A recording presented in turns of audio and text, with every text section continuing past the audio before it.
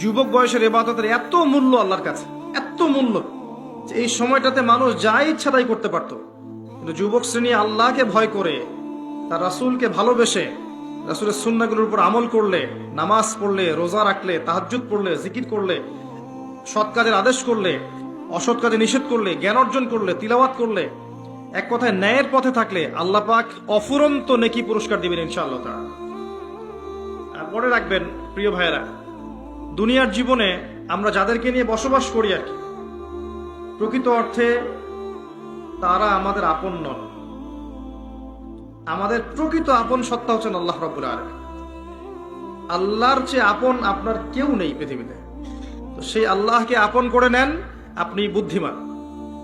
আল্লাহকে বাদ দিয়ে অন্য সব কিছুকে আপন করে নেবেন, আপনার মৌতের পরে আপনাকে এরা ভুলে যাবে। আপনার মৃত্যুর পরে এরা আপনাকে খুব বেশি দিন মনে রাখবে বলে মনে হয় না, রাখলেও বছরে বছরে একদিন। কিন্তু আল্লাহ রাব্বুল আলামিন একটা মুহূর্ত আপনাকে ভুলে থাকবেন না।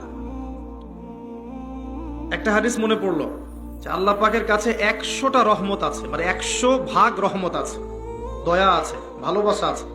তার মধ্যে 1 ভাগ তিনি সৃষ্টি জগতের মধ্যে দিয়েছেন।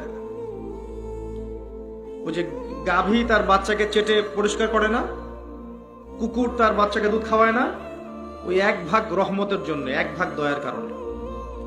বাকি 99 ভাগ রহমত আল্লাহ পাক তার নিজের কাছে রেখেছেন, যেটা দিয়ে তিনি কিয়ামতের মাঠে বান্দার প্রতি রহম করবেন।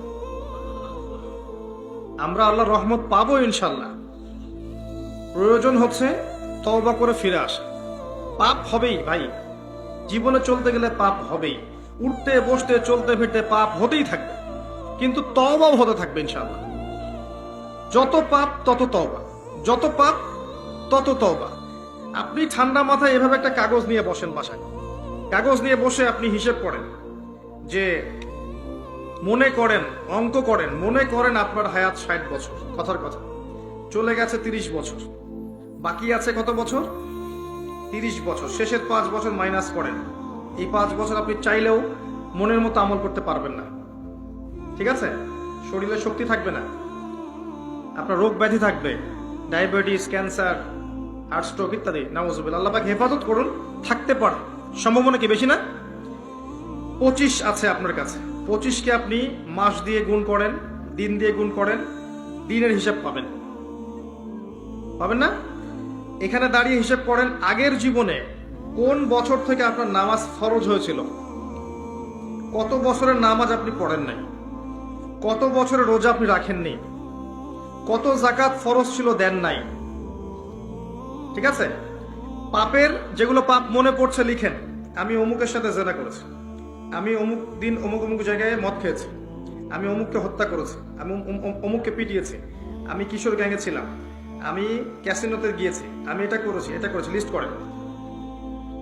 প্রত্যেকটা পাপ দেখবেন, এক একটা পাপের জন্য আপনি আল্লাহর কাছে আলাদা আলাদা করে আল্লাহর কাছে দোয়ায় বলবেন, আল্লাহ আমি ওই পাপ করেছিলাম, আল্লাহ আমাকে মাফ করে দাও, আমি ওই পাপ থেকে তওবা করছি আল্লাহ, আর জীবনে কখনো এই পাপ করবো না ইনশাআল্লাহ। এরকম করে তওবা করেন, তওবাটাকে ফিল করতে পারবেন। খালি মুখে যদি বলেন আস্তাগফিরুল্লাহ ওয়া আতুবু ইলাইহি, ফিল করতে পারবেন না। আপনি লিখেন, বুঝবেন যে আপনি কি কি কি করেছেন জীবনে। করা যাবে না এটা, যেগুলো মনে পড়ছে করা যাবে কিন্তু। এরপরে ওযু করবেন, করে সুন্দর করে 2 রাকাত সালাত পড়বেন, পরে চোখের পানি ছেড়ে আল্লাহর কাছে কান্নাকাটি করবেন যে আল্লাহ এই কাজ আমি করেছিলাম, আমি প্রত্যেকটা কাজ আমি আল্লাহ স্বীকার করছি যে আমি এগুলো ভুল করেছি। আল্লাহ আল্লাহ তুমি আমাকে যত নেয়ামত দিয়েছো সব নেয়ামত স্বীকার করছি আল্লাহ। আমি যত পাপ করেছি, তোমার অবাধ্য হয়েছে, সব স্বীকার করছি আল্লাহ, তুমি আমার পাপগুলোকে মাফ করে দাও। 1 মুহূর্তের মধ্যে আল্লাহ পাক মাফ করে দিবে ইনশাআল্লাহ তাআলা। শুধু তাই না, আল্লাহ পাক বলেছেন যে আল্লাহ পাক এই সমস্ত গুনাহগুলোকে নেকি দিয়ে পরিবর্তন করে দিবেন ইনশাআল্লাহ। ইল্লা মান তাবা ওয়া আমানা ওয়া আমিলা আমালান সালিহান, আছে না আয়াতটা সূরা ফুরকানে? ইল্লা মান তাবা ওয়া আমানা ওয়া আমিলা আমালান সালিহান।